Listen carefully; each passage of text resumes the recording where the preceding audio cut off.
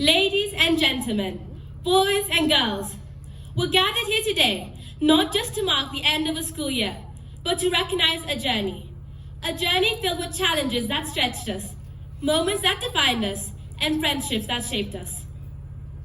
Throughout the years, we haven't just learned facts. We have learned who we are. We have found resilience in difficult moments, determination when things got tough, and teamwork when working together. We have built and grown who we are today, and that in itself is incredible.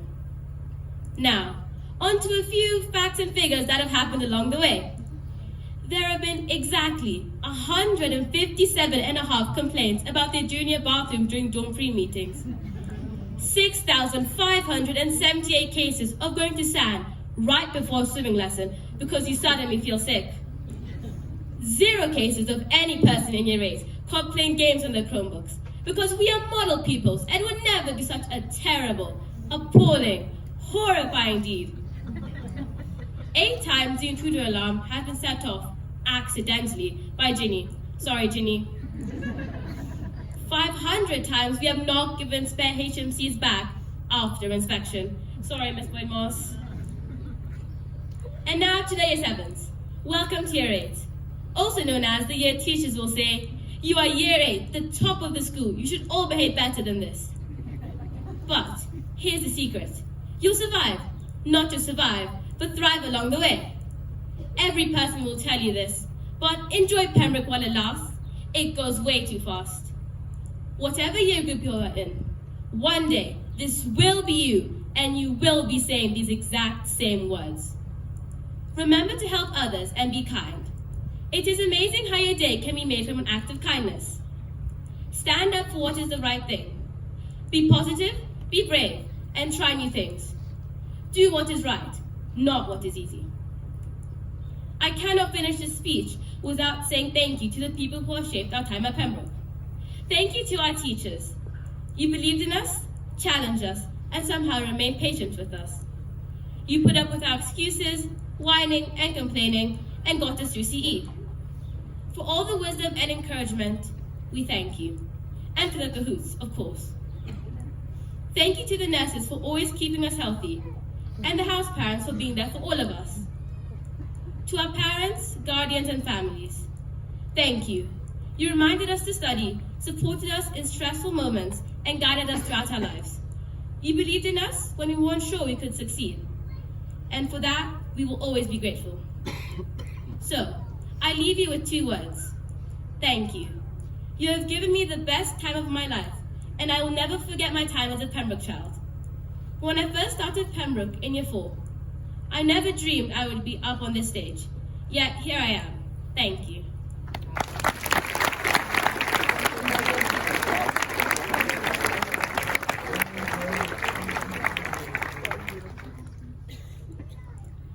Hello, ladies and gentlemen.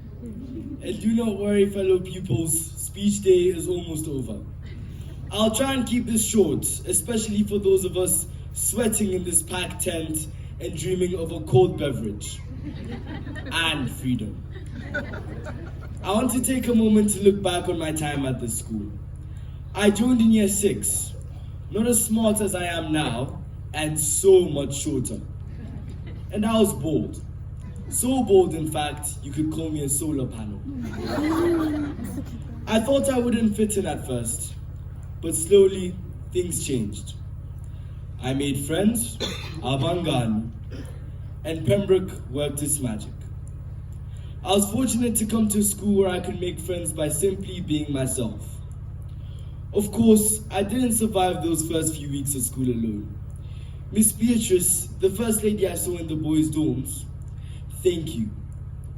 Without you, I would have been a cold, lost, and very much naked new boy. Because I would have lost all of my clothes. Thanks to you, my dad's wallet survived, and I finally learned how to be organized. You are a true hero. Then came year 7, the hustle and the struggle. When I say hustle, I'm referring to trading tuck on trips. And when I say struggle, I'm referring to getting showers to a comfortable temperature. There were constant football duels with the year 6s. I must say a huge thank you to Simon, who was always willing to give us a new ball. But one thing that stood out, I got used to boarding. Well, more used to it. And then came year 8, definitely my best year at Pembroke. I've joked, laughed, fought, in a friendly way, with all of my friends. This was the first time I started really using Indebele at school. Now boys know they've messed up when they hear me say, I'm fana. My English may have suffered a bit. I started stuttering so much, I sounded like an old engine trying to start. But it was worth it. Now a moment for my love of Zim. EJ and I introduced Mazoe to Pembroke. If you do not know what that is, it's a Zimbo drink. Sometimes mistaken for fake Ribena or even dishwashing liquid.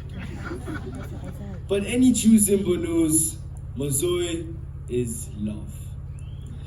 EJ and I brought enough to hydrate a desert. Don't ask how we're still fit. That's in Fiflo, our little secret. To the year 7s, waiting maybe a little bit too eagerly to hear what your prefect titles are. I know the feeling, that nervous excitement, wondering if your name is in the envelope. Just know, you lead in your own way, just like we did. This year, we've all grown, we've learned, we've led, and we've risen to our challenges. So I say, Pagama, rise to meet your own challenges. Ogunkoba, victory will be yours. Giabonga, thank you, Pembroke. Sala Kutle, Pembroke, I look forward to returning and cheering you on. Sizobuye Sibonani, goodbye, and I'll miss you.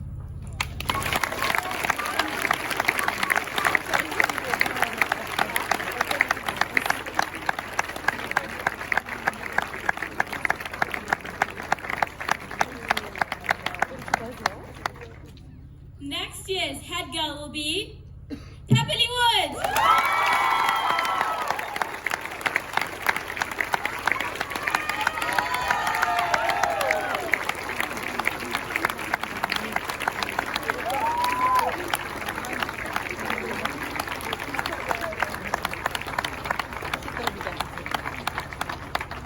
I am happy to announce that next year's head boy will be Ewan Keith.